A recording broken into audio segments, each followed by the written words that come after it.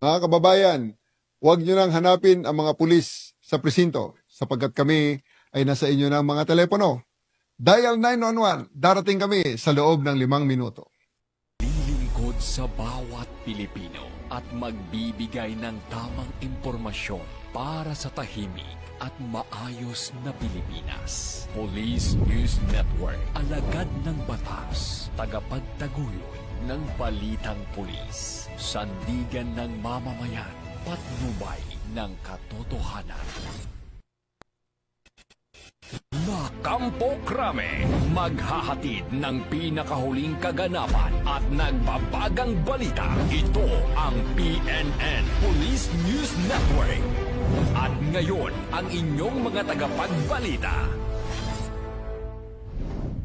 Magandang araw, bagong Pilipinas. Kami ang inyong alagad ng batas, tagataguyod ng balitang pulis, Patrolman Julius Sam Acad. At Patrolwoman Evelyn Umabi mula sa Regional Mobile Force Battalion ng NCRPO. Kami ay maghahatid sa inyo ng tamang balita, kwento ng pulis at serbisyo para sa mamamayan. At ito ang PNP News Online. Ang pangunahing balita ng Police News Network, alagad ng batas, tagataguyod ng balitang pulis.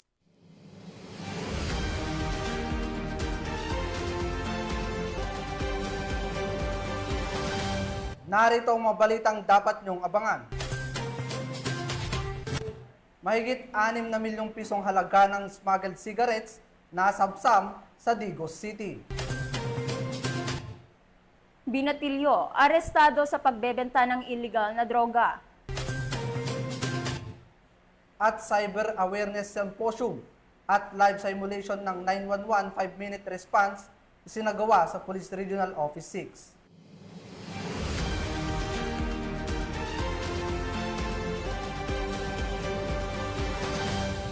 Narito ang mabalitang hatid ng ating PNN correspondents mula sa iba't ibang panig ng bansa.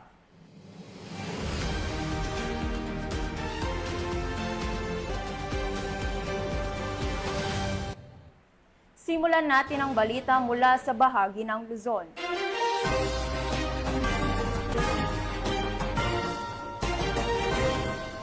Walang sinayang na oras ang mga operatiba ng Bacon Municipal Police Station nang matuklasan at agad na bunutin ang mga fully grown marijuana plants na tinatayang nagkakaalaga ng 250,000 pesos sa isang operasyon sa kanilang nasasakupan. Ayon sa ulat, agad ring sinunog ang mga tanim matapos ang dokumentasyon alinsunod sa tamang proseso ng pagsira sa mga ebidensya ng ipinagbabawal na gamot. Police Master Sergeant J4 Jonoso sa balita. Tinatayang 250,000 halaga ng fully grown marijuana plants ang nadiskubre ng Bacon PNP sa Kayapa, Bacon, Benguet nito lamang Hulyo taong kasalukuyan. Ayon kay Police Colonel Joseph Bayongasan, Provincial Director ng Benguet Police Provincial Office, ang matagumpay na operasyon ay dahil sa pinagsanib na puwersa sa pangunguna ng Bacon Municipal Police Station, Provincial Drug Enforcement Unit, Benguet Police Provincial Office, Regional Intelligence Division, Police Regional Office Cordillera, Regional Intelligence Unit 14, at Philippine Drug Enforcement Agency CAR. Nagresulta ang operasyon sa pagkadiskubre ng isang plantasyon na may kabuuang lawak na humigit kumulang 250 square meters na may tanim na 1,250 fully grown marijuana plants na may standard drug price na 250,000 pesos. Bagamat walang nahuling cultivator, ang nasabing marijuana plants ay binunot at sinunog ng mga operatiba at ang sapat na sample ay dinala sa Regional Forensic Unit CAR para sa qualitative test. Ang matagumpay na operasyong ito ay patunay lamang ng pambansang pulisya ay nakikiisa sa programa ng ating pamahalaan upang maging ligtas at illegal drug-free ang ating bansa. Mula dito sa Police Regional Office Cordillera, ako ang inyong PNN correspondent, Police Master Sergeant J4 Jonoso, alagad ng batas, tagataguyod ng balitang pulis. Maraming salamat, Master Sergeant Junicio. Naaresto ng mga operatiba ng Bilanonan Police Station ang isang lalaki na kabilang sa top 6 most wanted person sa lalawigan ng Pangasinan sa bisa ng warrant of arrest para sa kasong statutory rape. Nakibalita dyan si Police Corporal Joanna Marie de los Santos.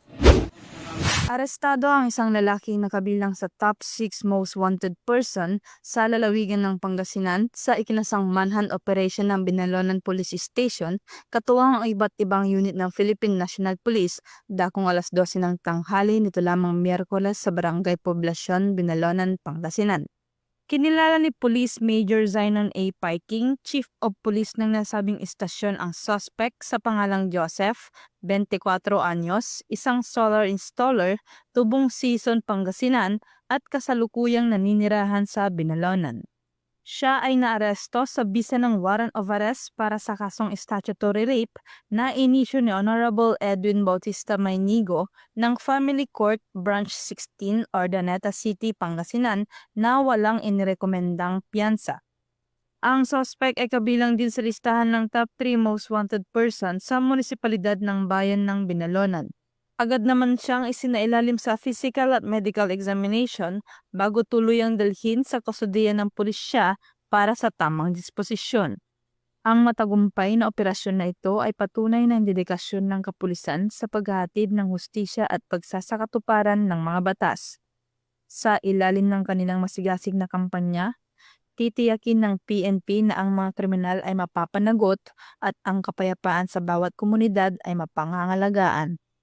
Mula dito sa Ilocos Region, ako ang iyong PNN Correspondent, Police Corporal Joanna Marie N. De Los Santos, alagad ng batas, tagataguyod ng Balitang Pulis. Maraming salamat, Police Corporal De Los Santos. Sa halip na nasa paaralan, sa kulungan ng kinahantungan ng isang 19 anyos na binatilyo matapos mahuli ng mga tauhan ng Santiago City Police Station at ng Philippine Drug Enforcement Agency sa pagbebenta ng ilegal na droga sa Cordon Isabela. Magbabalita dyan si Patrolwoman Lainey Lorenzo. Walang kawala sa mga otoridad ng Presinto 4 ng Santiago City Police Office ang isang 19 anyos na binata matapos mahuling nagbebenta ng droga sa Purok sa East Bypass Road, Barangay Sinsayon, Santiago City, pasado alas 3 ng hapon noong ika-16 ng Hulyo taong kasalukuyan. Ang suspect ay tinago sa pangalang JD, isang out-of-school youth, laborer at residente ng Purok 7, Barangay Turod Sur, Cordon Isabela. Nanguna sa operasyon ang Santiago City Police Office Station 4, katuwang ang PIDEA Quirino Provincial Office na may koordinasyon sa PIDEA Region 2 na nagbunga ng pagkakadakip sa binata. Nabili sa suspect ang isang medium-sized transparent plastic sachet ng hinihinalang shabu na may bigat ng kalahating gramo at tinatayang nagkakahalaga ng 3,400 pesos. Nasamsam din mula sa kanya ang marked money na 3,500 pesos, isang Android phone at ang motorsiklong gamit nito. Sasampahan siya sa kasong paglabag ng Republic Act 9165 o ang Comprehensive Dangerous Drugs Act of 2002 at kasalukuyang nasa kustodiya ng Santiago City Police Station 4. Patuloy ang maigting na kampanya ng pambansang pulisya laban sa iligal na droga bilang bahagi ng pagsuporta sa layunin ng bagong Pilipinas, isang lipunang ligtas, disiplinado at maunlad na bayan. Mula dito sa Lambak ng Cagayan, ako ang inyong PNN Correspondent Patrolwoman Lainey Lorenzo, alagad ng batas, tagataguyod ng Balitang Pulis. Maraming salamat, Patrolwoman Lorenzo. Kalaboso ang inabot ng 2 drug suspect matapos mahulian ng mahigit kalahating milyong pisong halaga ng hininalang shabu sa ikinasang bypass operation ng Abukay Municipal Police Station sa Barangay Wawa, Abukay, Bataan. Patrolwoman Janice Bulahaw sa report. Arestado ang 2 suspect sa ikinsang bypass operation ng mga operatiba ng Abukay Municipal Police Station sa Barangay Wawa, Abukay, Bataan. Ang operasyon ay pinangunahan ng mga tauhan ng Abukay Municipal Police Station sa ilalim ng pamumuno ni Police Major John Ray A. Kutab, Officer in Charge katuwang ang Philippine Drug Enforcement Agency.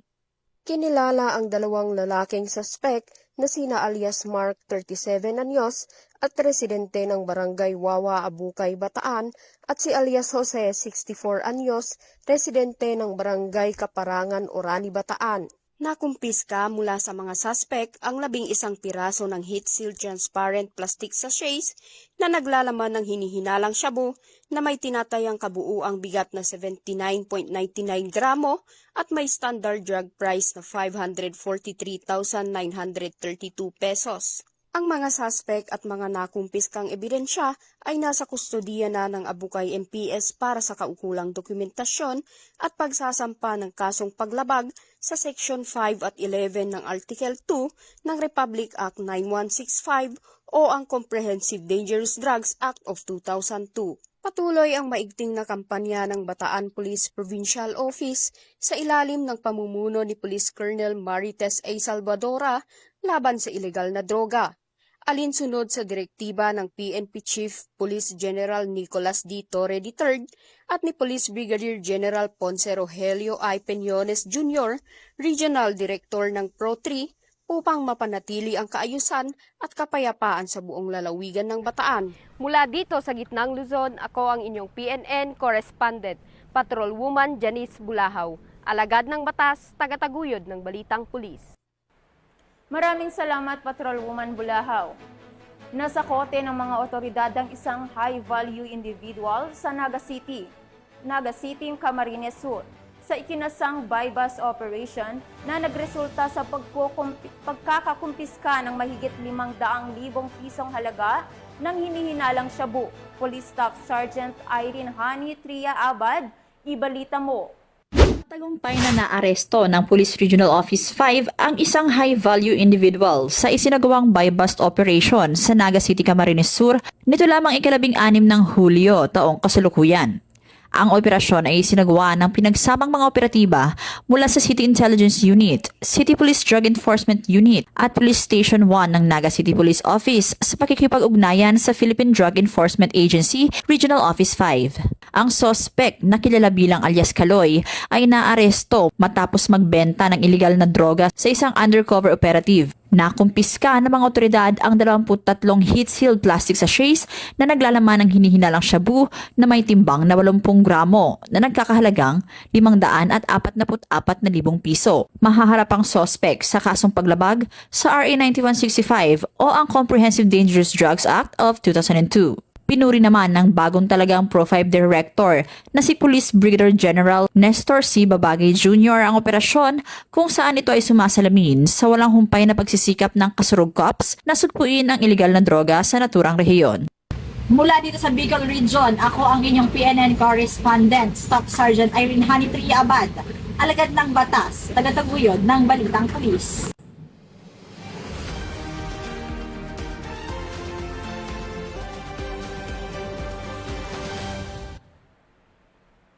Maraming salamat, Police Corporal Abad. Isinagawa ngayong araw, ika-18 ng Hulyo taong kasalukuyan, ang culminating activity ng Journalist Advanced Specialization Course para sa mga estudyante ng Civil Military Operations Group ng Philippine Navy na ginanap ang programa sa PKG Conference Room, Camp Brigadier Rafael T. Crame, Quezon City.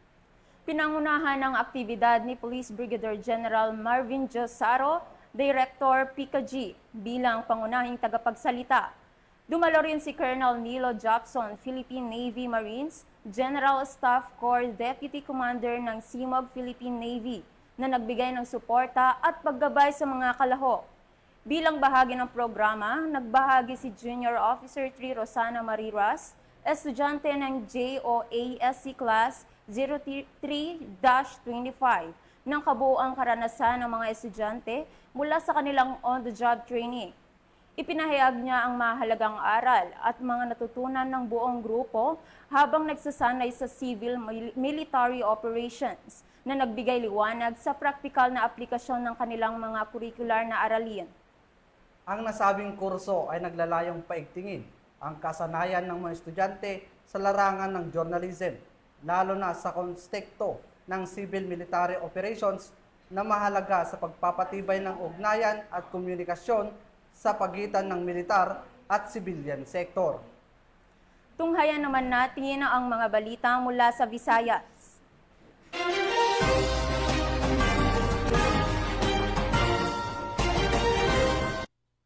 nagsagawa ang Police Regional Office 6 ng isang cyber awareness symposium na sinabayan ng isang live simulation exercise para sa PNP 911 5-minute response program bilang bahagi ng pinaigting na kampanya ng pulisya laban sa cybercrime at para sa mas mabilis na emergency response.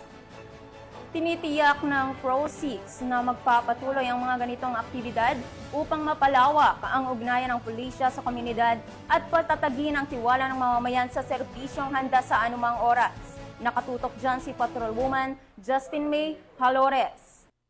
Bilang bahagi ng pagdiriwang ng 30th Police Community Relations Month, pinangunahan ni Police Brigadier General Josefino D. Ligan, Regional Director ng Police Regional Office 6, ang isang school symposium on cyber awareness and anti-bullying sa Halandone Memorial National High School, Lapos, Iloilo, nito lamang 17 ng Hulyo taong kasalukuyan. Layunin ng aktibidad na turuan ang mga mag-aaral at guro tungkol sa responsable at ligtas na paggamit ng internet upang maiwasan ang cybercrimes at bullying online.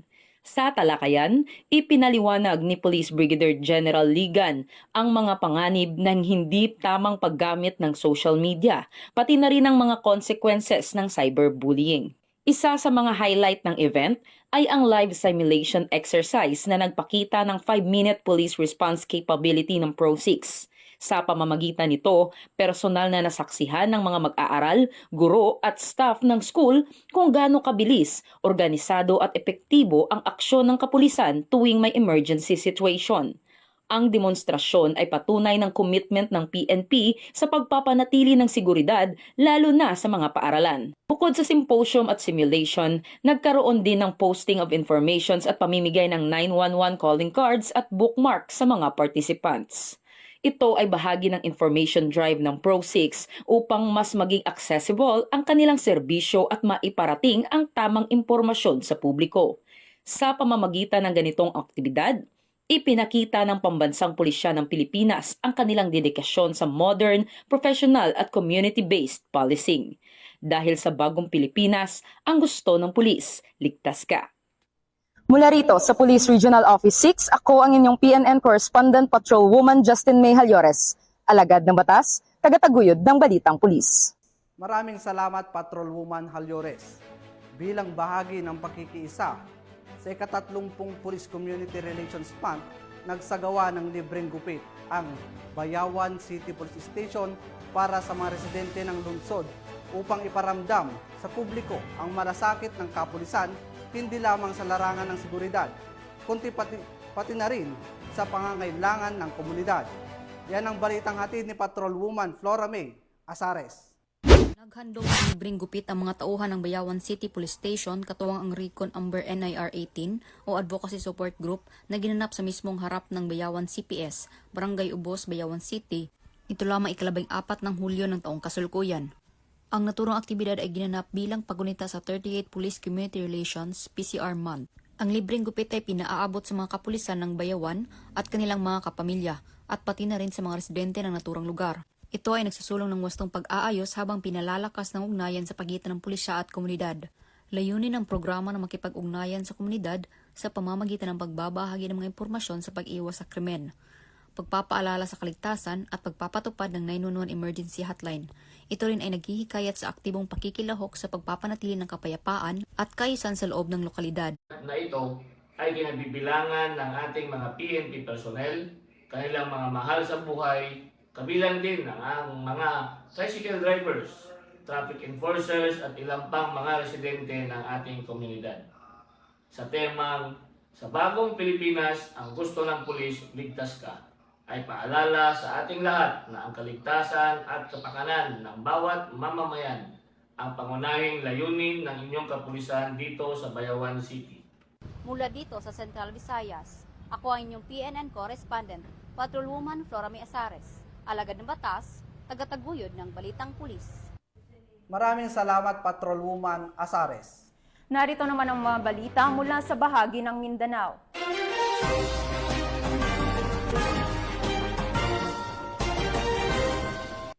Isang matagumpay na operasyon kontra smuggling ang sinagawa ng pulisya sa Digos City, kung saan nasamsam ang mahigit 6 na milyong pisong halaga ng smuggled cigarettes mula sa isang binata.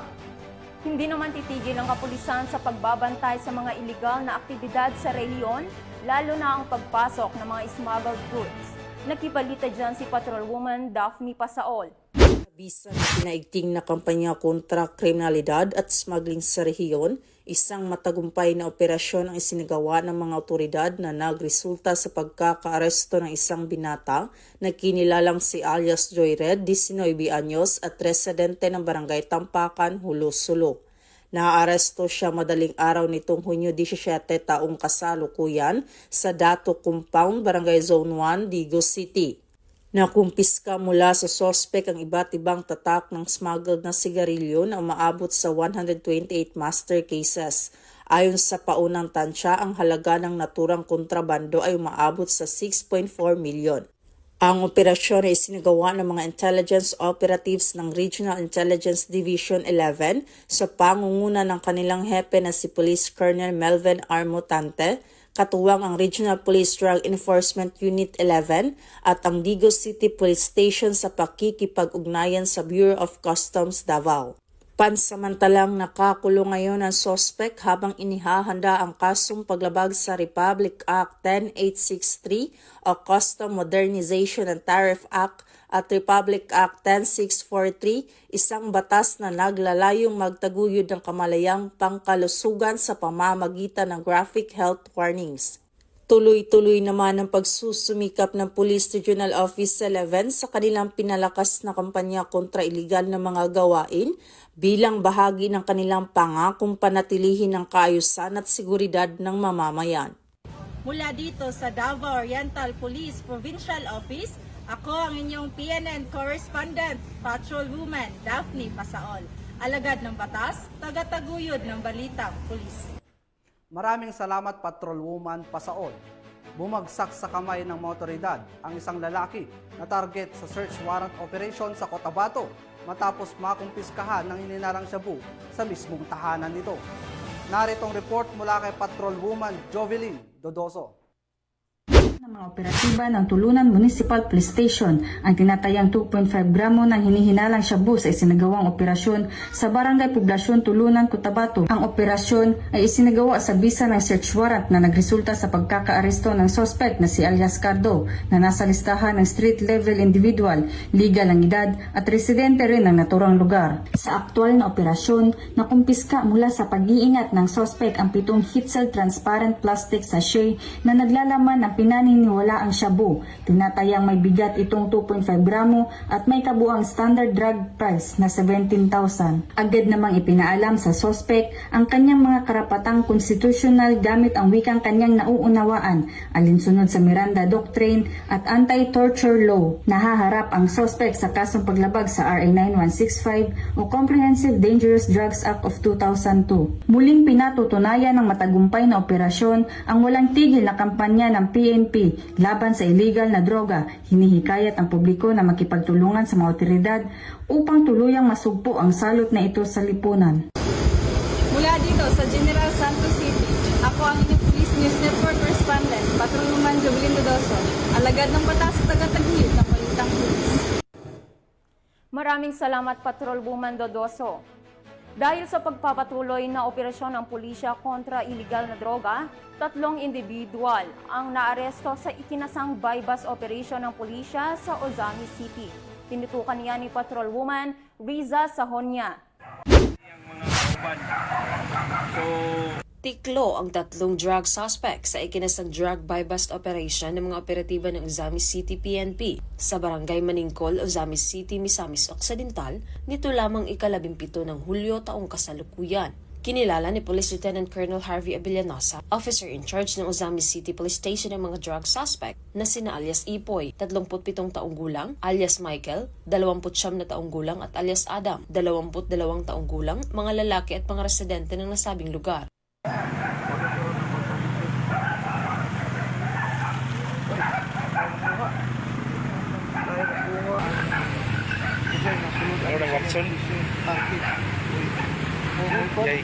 Sa ikinasang drug buy-bust operation ng mga operatiba ng Ozami City Police Station ay nasamsam ang 9 na maliliit na pakete ng hinihinalang shabu, 2 cellphone, isang 500 peso bill na ginamit bilang buy-bust money at iba pang mga non-drug items. Naharap ang mga suspect sa kastong paglabag sa RA 9165 o Comprehensive Dangerous Drugs Act of 2002. Mula dito sa Northern Mindanao, ako ang inyong Police News Network Correspondent, Patrolwoman Risa Sahonia, alagad ng batas, tagataguyod ng balitang pulis. Maraming salamat Patrolwoman Sahonia. Upang ipadama ang malasakit ng kapulisan sa kabataan at mamamayan, isinagawa ng mga tauhan ng Police Regional Office BAR ang isang outreach program at school visitation sa isang paaralan sa Maguindanao del Norte. Alamin ang naging kaganapan mula kay Patrolwoman Leonora Gawang. Tagumpay na outreach program at school visitation ang isinagawa ng mga personahe ng Police Regional Office BAR sa mga mag-aaral ng Puntor Primary School bilang pagdiriwang sa buwan ng Police Community Relations sa barangay na Balawag, Barira, Maguindanao del Norte nito lamang 17 ng Hulyo taong kasalukuyan. Ang naturang aktibidad ay naging inisyatiba ni ProBAR Regional Director Police Brigadier General Jason C. Guzman na kinatawanan ng mga tauhan ng Regional Community Affairs and Development Division sa pangunguna ni Police Colonel Armando F. Muena, Chief Arcad, katuwang ang Philippine Marines, Local Government Unit at barangay officials ng naturang lugar. Naghatid ng saya at suporta sa mga batang mag-aaral ang aktibidad sa pamamagitan ng pamamahagi ng mga school supplies, tsinelas, libreng pagkain at iba pa. Ipinapakita ng nasabing outreach program ang patuloy na pagsisikap ng mga kapulisan, katuwang ang iba pang ahensya ng pamahalaan na magbigay ng tunay na serbisyo sa pamamagitan ng pagpapakita ng malasakit at pagtutulungan tungo sa kapayapaan at kaunlaran. Mula rito sa barangay na Balawag, Barira, Maguindanao del Norte, ako ang inyong PNN Correspondent, Patrolwoman Leonora Gawang, alagad ng batas, tagataguyod ng balitang pulis.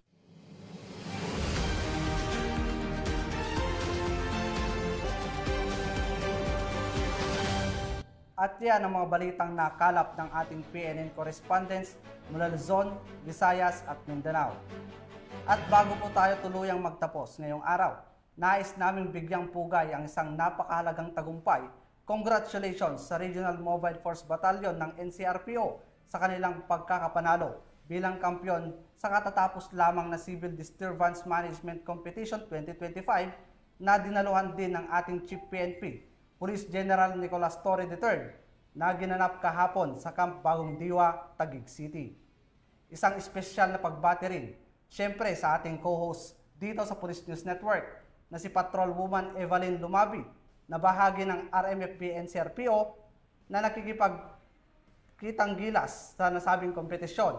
Congratulations po, ma'am. Thank you so much po, sir, sa napakalaking karangalan po para sa amin sa Regional Mobile Force Battalion ng NCRPO sa pangunguna po ng aming Force Commander na si Police Colonel Celso M. Rodriguez, ang maging kampiyon sa Civil Disturbance Management Competition ngayong taon. Sa ngalan ng pamunuan ng Philippine National Police, sa pangunguna ni PNP Chief Police General Nicolas Torre III at sa pamumuno ni President Ferdinand Bongbong Marcos Jr., kami ay maglilingkod sa bawat Pilipino at magbibigay ng tama at balansing balita. At kami po ay muling nagpapaalala na huwag nyo nang hanapin ang mga pulis sa presinto sapagkat kami ay nasa inyo ng telepono. Dial 911, darating kami sa loob ng 5 minuto. Dahil dito sa bagong Pilipinas, ang gusto ng pulis, ligtas ka. Mula rito sa tanggapan ng tagapag-ugnay ng pambansang pulisya, kami ang inyong alagad ng batas, tagataguyod ng balitang pulis, Patrolman Julius Sam Akad.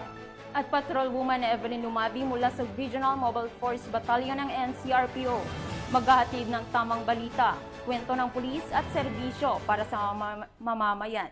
At ito ang Police PNP News Online, ang pangunahing balita ng Police News Network.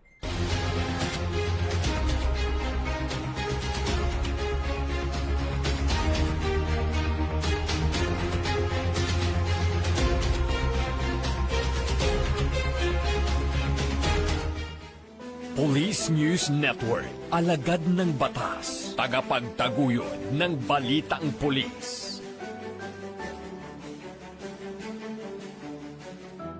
Mga kababayan, huwag nyo nang hanapin ang mga pulis sa presinto sapagkat kami ay nasa inyo ng mga telepono. Dial 911, darating kami sa loob ng 5 minuto.